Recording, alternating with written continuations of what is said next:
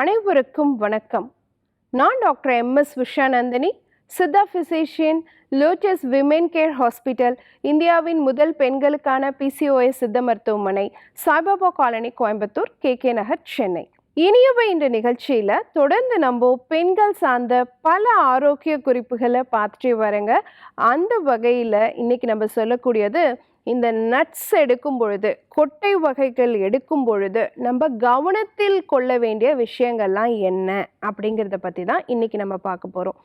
ஏன்னா நிறைய பேர் இன்னைக்கு வெஜிடேரியனாக இருக்கும். ஸோ நமக்கு ப்ரோட்டீன் சோர்ஸ் பருப்பு வகைகளை தாண்டி எதுவும் கிடைக்க மாட்டேங்குது. அப்படிங்கும் பொழுது நம்ம இந்த கொட்டை வகைகளை எடுக்க ஆரம்பிக்கிறோம்.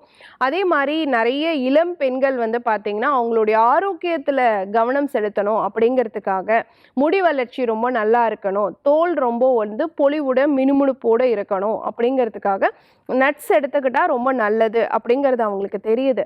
ஆனால் அந்த நட்ஸ் அவங்க எடுத்துக்கக்கூடிய விதம் அப்படிங்கிறது பார்த்திங்கன்னா பிரச்சனையை உருவாக்கிடக்கூடாது அப்படிங்கிறதுல கவனத்தில் வச்சுக்கணும். ஸோ அந்த மாதிரி கொட்டை வகைகளை எப்படி எடுத்துக்கணும், கவனத்தில் வைத்து கொள்ள வேண்டிய விஷயங்கள்லாம் என்ன அப்படின்னு பார்த்தோம்னா, ஒன்று பார்த்தோம் அப்படின்னு சொன்னால், நட்ஸ் எடுக்கும் பொழுது அதனுடைய அளவு ரொம்ப முக்கியம். சர்விங் சைஸ் அப்படின்னு நம்ம சொல்லுவோம், அது ரொம்ப இம்பார்ட்டண்ட். ஸோ அதில் ஏன்னா ஒவ்வொரு கொட்டை வகைகள்லையுமே பார்த்தீங்கன்னா கலோரி அப்படின்னு சொல்லக்கூடிய அந்த சத்து ரொம்ப அதிகமாக இருக்குது. நம்ம எடுக்கும் பொழுது ஒரு வேளை சர்விங் ஒரு தடவை நம்ம நட்ஸ் எடுக்கிறோம் அப்படின்னா அதில் நமக்கு 28 கிராம்ஸ் இருந்தால் போதுமானது. அதுலேருந்து நமக்கு ப்ரோட்டீன் கிடைக்கிறது போதுமானதாக இருக்கும் அப்படிங்கிறத நம்ம கவனத்தில் வச்சுக்கணும்.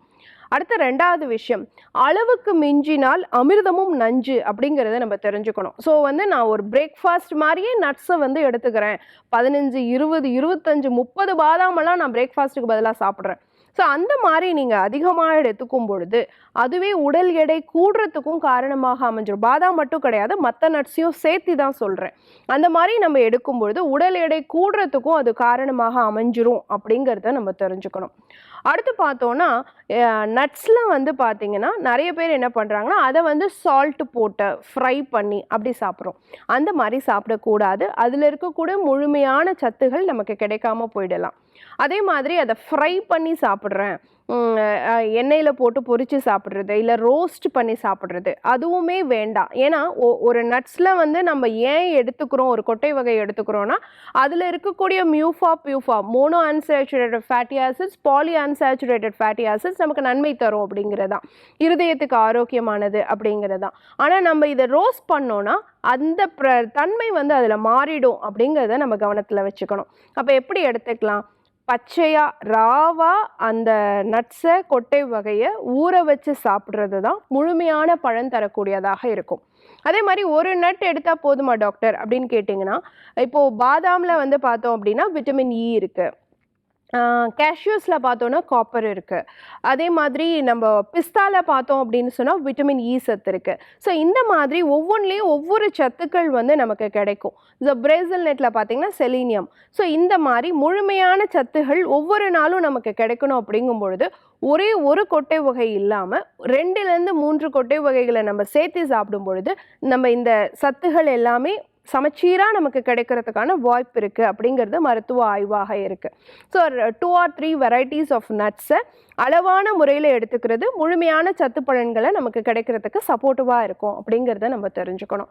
அதே மாதிரி இந்த நட்ஸ் இன்னைக்கு மதிப்பு கூட்டப்பட்ட உணவுகளாக கிடைக்குது. உதாரணத்துக்கு நட்ஸ்லேருந்து பட்டர் எல்லாம் பண்ணி கொடுக்குறாங்க. ஸோ இது எல்லாமே பார்த்திங்கன்னா அந்த பயனையே நமக்கு கொடுக்காது அப்படிங்கிறதையும் நம்ம தெரிஞ்சுக்கணும். அப்புறம் நட்ஸ் வாங்கி வைக்கிறோம் இல்லையா நம்ம வீட்டில், அது பார்த்திங்கன்னா ரொம்ப நாள் ஓப்பனாக அப்படியே காத்தோட்டமாக நிறைய பேர் வீட்டில் வச்சுருவாங்க. அந்த மாதிரி வைக்கும் பொழுது என்ன ஆகும்னா அது சீக்கிரமாக ரான்சிட் ஆகிடும், சிக்கு நாற்றம் வந்துடும். ஸோ அந்த சிக்கு வந்ததுக்கப்புறம் அந்த நட்ஸை நீங்கள் சாப்பிட்டீங்கன்னா அதனால் நமக்கு நல்ல பலன்களை கிடைக்கிறத விட கெடுதியான பலன்கள் தான் கிடைக்கும், குடல் ஆரோக்கியம் சீர்கேடு அடையும் அப்படிங்கிறதையும் நம்ம தெரிஞ்சுக்கணும். அதே மாதிரி அந்த நட்ஸில் சீக்கிரமாக ரொம்ப நாள் வச்சு சாப்பிட்றவங்களையும் நான் பார்க்குறேன். 6 மாதம் 1 வருஷத்துக்கு அந்த நட்ஸை வச்சுட்டு இருப்பாங்க. அந்த மாதிரி வைக்கும் பொழுது அதில் வந்து சீக்கிரமாக மோல்ஸ்ன்னு சொல்லக்கூடிய புஞ்சை தொற்று வந்து ஃபார்ம் ஆகும். அதுலேருந்து அஃப்லோடாக்சின்ஸ் அப்படின்னு சொல்லக்கூடிய உடலுக்கு கெடுதியை விளைவிக்கக்கூடிய நச்சுப்பொருள் உருவாக ஆரம்பிக்கும். அது வந்து ஈவன் நம்ம குடல் ஆரோக்கியத்தை மட்டும் கெடுக்கிறது இல்லாமல் கேன்சர் மாதிரியான பிரச்சனைகளையோ கல்லீரல் தொற்று நோய்களையோ உருவாக்குறதுக்கான வாய்ப்பு இருக்குது அப்படிங்கிறதையும் நம்ம தெரிஞ்சுக்கணும். ஸோ நட்ஸ் எடுக்கிறது நன்மை தான். அதை நல்ல முறையில் பாதுகாக்கப்பட்ட அப்படி தான் நம்ம எடுத்துக்கிறோமா, பதப்படுத்தப்பட்ட நட்ஸை தான் நம்ம எடுத்துக்கிறோமா அப்படின்னு சொல்லி எக்ஸ்பைரி எல்லாம் பார்த்து வாங்கும் பொழுது அது மேலே எந்த படிவமும் இல்லாமல் இருக்குதா அப்படிங்கிறதெல்லாம் கவனித்து வாங்க வேண்டியது ரொம்ப இம்பார்ட்டன்ட். ஸோ இந்த மாதிரி நாங்கள் ரொம்ப நாள் வச்சுக்க முடியாது, அது காஸ்ட்லியாகவும் இருக்குன்னா நாங்கள் என்ன பண்ணுறது டாக்டர், நீங்கள் குளிர்சாதன பெட்டியில் ஸ்டோர் பண்ணி யூஸ் பண்ணலாம், ரெஃப்ரிஜிரேட்டர்ஸில் வச்சு யூஸ் பண்ணலாம். அதே மாதிரி நட்ஸில் வந்து நிறைய நார்ச்சத்து அதிகமாக இருக்குது. அப்போது அளவுக்கு மீறி நம்ம நட்ஸ் எடுக்கும் பொழுது அதுவே வந்து பிளாட்டிங், கேஸ் ஃபார்மேஷன் இதெல்லாம் கொடுக்கறதுக்கு வாய்ப்பு இருக்குது. உதாரணத்துக்கு பாதாம் அப்படியே ஒரு ஸ்நாக் மாதிரி நம்ம சாப்பிட்டோன்னா கண்டிப்பாக பிளாட்டிங் இருக்கும், வயிறு உபுசம் இருக்கும், அங்கங்கே கேஸ் பிடிக்கிற மாதிரி ஃபீல் இருக்கும். காரணம் அதில் இருக்கக்கூடிய அபரிவிதமான நார்ச்சத்து தான் காரணமாக இருக்குங்கிறதையும் நம்ம புரிஞ்சுக்கணும். அதே மாதிரி எல்லா கொட்டை வகைகள்லையுமே குறிப்பாக வந்து கேஷ்யூஸில் இந்த மாதிரியான முந்திரி இதில் எல்லாம் பார்த்திங்கன்னா ஃபைட்டிக் அமிலம் வந்து இருக்குது. ஸோ இந்த ஃபைட்டிக் அமிலத்தோடைய தன்மை என்ன அப்படின்னு பார்த்தோன்னா, நம்ம குடலில் இருக்கக்கூடிய நம்ம உணவு உண்ணும் பொழுது அதில் இருக்கக்கூடிய முக்கியமான சத்துகள் ஜிங்க், அயன், கால்சியம் இந்த மாதிரியான சத்துகள் முழுமையாக உறிஞ்சுவதை தடுக்கக்கூடிய தன்மை இந்த ஃபைட்டிக் அமிலத்துக்கு இருக்குது. அப்போ நட்ஸ் எடுக்கும் பொழுது நம்ம ஊற வச்சு எடுத்தோம் அப்படின்னு சொன்னால் ஓரளவுக்கு இந்த ஃபைட்டிக் அமிலம் வந்து வாஷ் அவுட் ஆகிடும். அப்போ இதில் இருக்கக்கூடிய முழுமையான சத்து நமக்கு கிடைக்கிறதுக்கான வாய்ப்பு இருக்குது.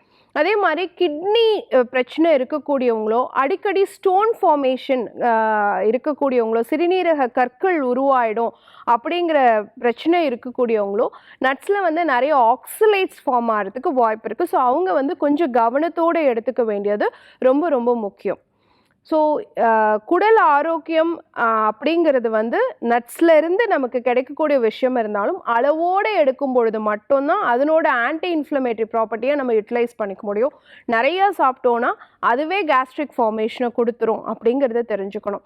ஸோ எந்த வகையாக இருந்தாலும், அது உணவாகவே இருந்தாலும் அதை வந்து மருந்து போல் நம்ம எடுத்துக்கிட்டோம் அப்படின்னு சொன்னால் அதுவே நமக்கு விருந்தாக மாறும், உடலுக்கும் ஆரோக்கியத்தை கொடுக்கும். ஸோ கொட்டை வகைகளை நம்ம எடுத்துக்கும் பொழுது ஸோ அளவான விகிதத்தில் தான் எடுத்துக்கணும்.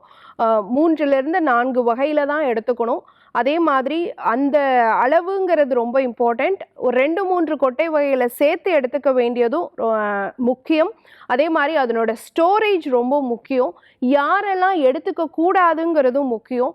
அளவாக எடுத்துக்கும் பொழுது மட்டும்தான் அது வந்து மருந்தாகவும் உணவாகவும் இருக்கும் அப்படிங்கிறதையும் நம்ம தெரிஞ்சுக்கணும். பயன்படுத்தி பாருங்க. இதே மாதிரி இன்னொரு ஆரோக்கிய குறிப்போட நான் உங்களை சந்திக்கிறேன். இயற்கையோடு இணைவோம், ஆரோக்கியமாக இருப்போம், ஆனந்தமாக வாழ்வோம். நன்றி, வணக்கம்.